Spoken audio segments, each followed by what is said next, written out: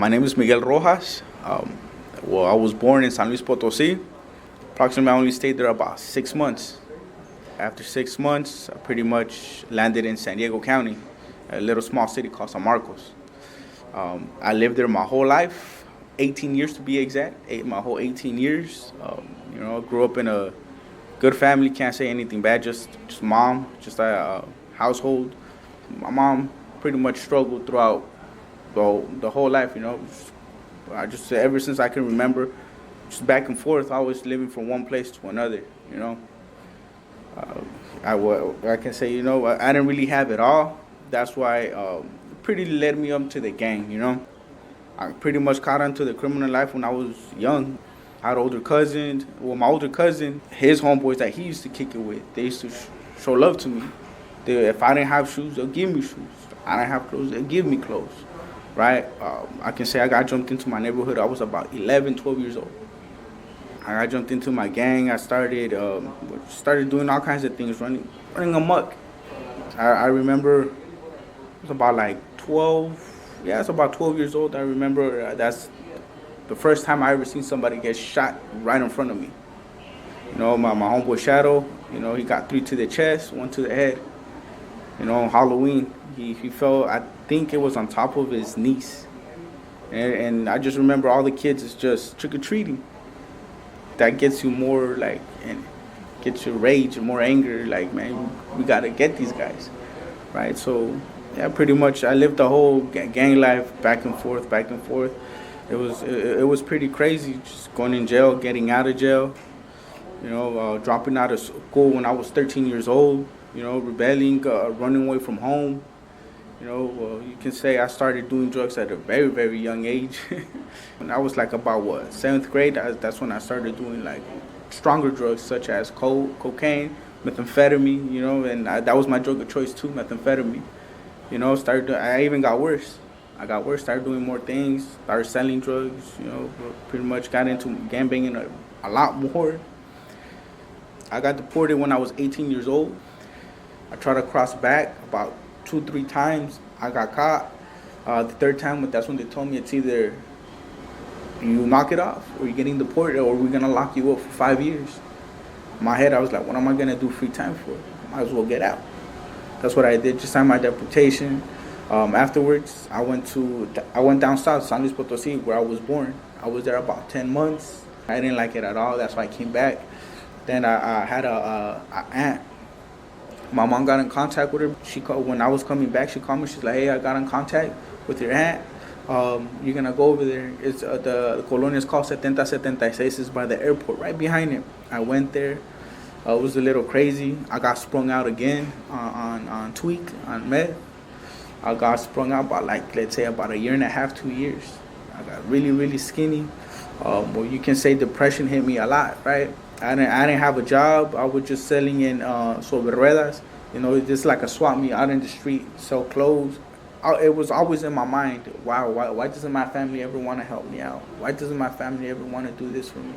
Why doesn't my family want to do that for me? But then I remember what homeboy I was staying with, because you can say I got kicked out from the house I was staying at. He took me into his apartment. That's when I moved into his house. I started going a little wild out. But me and him had a lot of fun. I got a lot of love for him. He showed me a lot of things that I would be like, wow, because I didn't really know much out here. And he started telling me, he's like, hey man, you know what? Why do you feel that your family should feel sorry for you? Because you're the one that got yourself here. You're the one that got yourself in trouble. Your family members didn't tell you to do this. When you were out there, were you ever with your family? No. What were you doing? Out in the streets. Yeah, out in the streets with the homeboys, right? Yeah, so you got to suck it up. And pretty much that's what I had to do. I moved out, and I remember one of my homeboys, he was out here as well, and he took me in his house. I was staying with him. Me and his stepdad, we were just out and about, just tweaking, and remember I had one of my baby mamas. I had her pregnant. She lost the first baby, and I remember I hadn't seen her for about 6 months. Then she came out here, got her pregnant again, and that's when she told me, she's like, "What do you want to do with your life?" You just want to waste your life just tweaking. As you can see, none of your family members are talking to you anymore. And it was kind of crazy. Why? Because I remember I used to hang out in the store. That guy that owned the store, he was very humble people. He was a Christian, right? So a lot of Christians used to go in and out. I was there, and I remember these two guys come in. Henry, he passed away about a year ago, and then some guy named Israel. He's still around, still talk to him. He's a good person. I remember they just looked at me and they told me, "It's like, hey man, it looks like you're tired of your life." Right? And I was like, okay. Like, I kind of am. I was strung out. I don't really have anything anymore. You can say that. I went to rehab with them.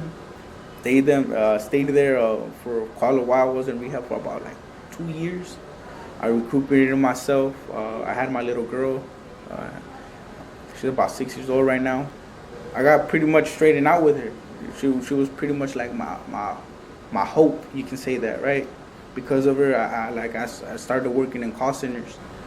I've been working call centers ever since. I got pretty much my life straightened out. I have a life experience from there and over here. It's more of a struggle here. You do struggle a little bit more. Pay rate is not that great, compared to the United States. I can't say that I used to work out there.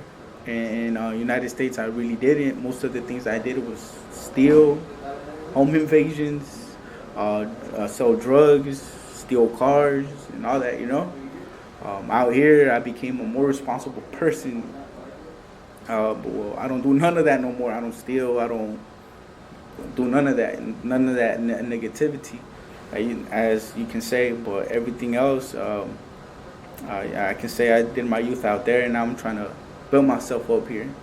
A lot of people say that they can't, but if I look at it and I see a lot of people can do it. A lot of people that have actually lived here in TJ, they've been doing it for years. Yeah, there's a lot of struggle out here. I've seen it. But hey, we just keep pushing it. We just got to keep pushing it. 1998, damn, I can't believe it. Who ever thought throughout the drama we live to see it? So many of us done lost lives to the streets as we reminisce and pouring liquor for the deceased. Thinking about the times that I spent with many of them. Hoping that the Lord let me see the millennium. Trapped in this ghetto maze, seeking better days. Fighting for my conscience, trying to shake these wicked ways. I know it's wrong, but it's hard to change. All my life, all I ever knew was hustle and game. Looking for answers ever since I was an adolescent. Faced with rejection, early age stressing. But now 10 years later, with due to respect, I'm busting $1 million raps and 6-digit checks. Showing love to my peeps and my love don't change. Here's a toast to your face.